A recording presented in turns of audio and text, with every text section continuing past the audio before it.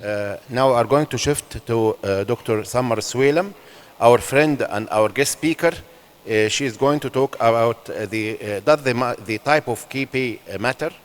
Assalamu alaikum. Good afternoon, everyone.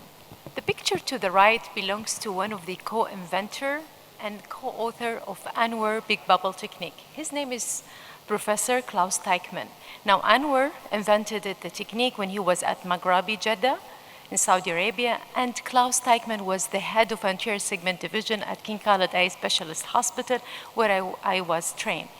I own him and a lot of cornea surgeons at King Khalid Eye Specialist Hospital, where I'm working, because he taught me the deep lamellar keratoplasty since 2002. And I'm a surgeon, and I always prefer to choose the LKB. Now, it's very difficult to talk after all the beautiful presentations presented by our colleagues. I'm not gonna show you a surgery, but I'm gonna show you one of the complications of this procedure. And is there any differences on traumatic wound dehiscence between LKB versus BKB for keratoconus patients? My name is Samar Al Swailem, and I don't have any financial interest. Now, why this topic is very important and why we're mentioning it in the surgical procedure? Yes, it involves a surgical intervention. It's because it's one of the most serious complications that can occur, and especially to the frontliners, our dear colleagues, residents, and fellows who face this issue in the emergency room. So we know that keratoplasty, it restores the corneal clarity, but it cannot restore the corneal strength.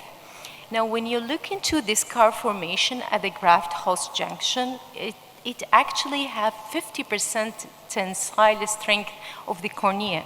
And this is the main area of weakness, and this is where most of traumatic wound dehiscence occurred. Now, the key question is that, does the type of keratoplasty, my favorite, LKB versus BK, make a difference in terms of traumatic wound dehiscence? For that, we conducted a study before Corona, looking into the differences between both, surgical procedures with regards to the causes, risk factors, to the outcomes, and also the surgical techniques differences. So we've done a retrospective chart review of all surgical cases done for keratoconus over 7-year period at King Khalid Eye Specialist Hospital. Now, residents and fellows, they follow this protocol in the emergency room. They always apply immediate eye shield, and they limit the patient's movement, and they book the patients for urgent repair. Dear resident fellows, imagine some of these patients may have suprachoroidal hemorrhage if you do not, interact immediately. And we've seen some of these cases during our residency period, and we learned that lessons. And then we repaired the cornea, and we give the patient the proper antibiotics and steroids coverage. Now, during 7-year period at King Khalid Eye Specialist Hospital, we did keratoplasty for 4,579 cases. 2/3 were for BK and 1/3 for LKB. And the incidence of the traumatic wound dehiscence was 85. That's a quite huge number, and this is one of the largest ever reported in the literature. There wasn't any differences at the mean age group between both groups, between BK and LKB, and male were the most dominating, gender, and it's not surprising because of the risks of, trauma, secondary to sports, outdoor activities, occupational risks, and so on. The timing between keratoplasty, it occurred much earlier in LKB patients, 4 months versus 6, but that was not statistically, differences between. And one thing to note is that the trauma can occur even 20 years post, BK.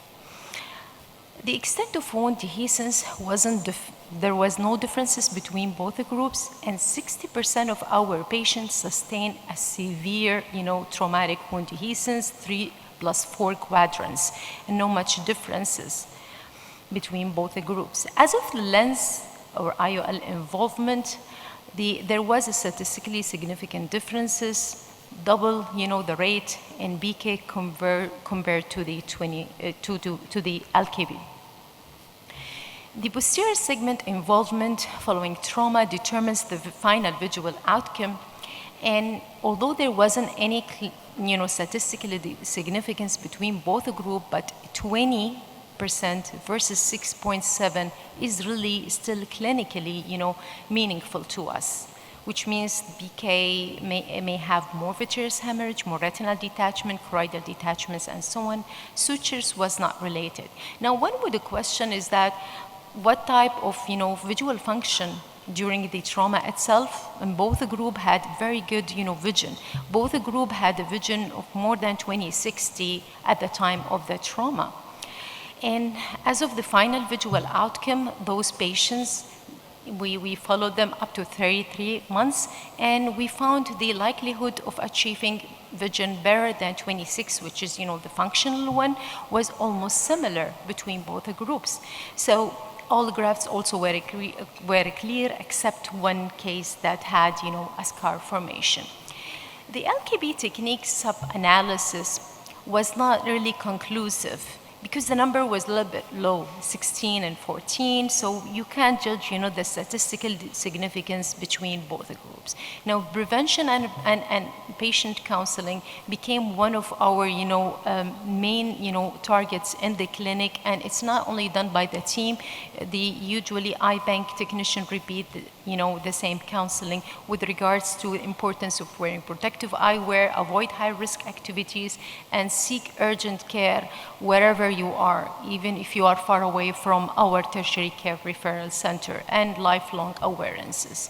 Now, does keratoplasty type matter? Yes, it matters, because we know that it can restore the corneal clarity enough, but it cannot protect the graft-host junction. And this is the shared responsibility between us as an educator and the patients who will wear it. So the incidence was almost similar, 1.9 versus 1.7 between both groups, which was closely to the, what has been reported in the literature. And more anterior, anterior lens involvement in the BK, suggesting more disruption of the anterior segment, and it's a lifelong risk. So my take-home message is that, does keratoplasty type matter, and what are the factors that can guide us, to whether to do the surgery, BKB or LKB? Actually, we should not, decide based on a trauma risk. This is what we conclude. We still offer BK versus LK based on the corneal pathology itself, involvement of the endothelium. If the pathology doesn't involve the endothelium, we will immediately, do LKB. Surgeon experience also play a major role in deciding between both procedures, and the patient risk behavior and activity level. Sometimes some of our patients who are involved in heavy sport activity and so on, we disencourage them from having BK, and we will do them even a manual LKB, even not to reach the deep level one. And ability to comply with the follow-up and protective measures also play a role, especially for patients with suboptimal, understanding of the long-term, risks of this trauma. So the type of keratoplasty matter, but it's not a simple way. And we always remind ourselves that the answer, 1 ounce of prevention is worth a pound of cure. And I would like to acknowledge my co-investigators, and we ended up also publishing this study in clinical ophthalmology, at the European Journal of Ophthalmology. And I would like to invite you to our next conference that will take place in Medina next year, inshallah, in February, between 4th and 6th.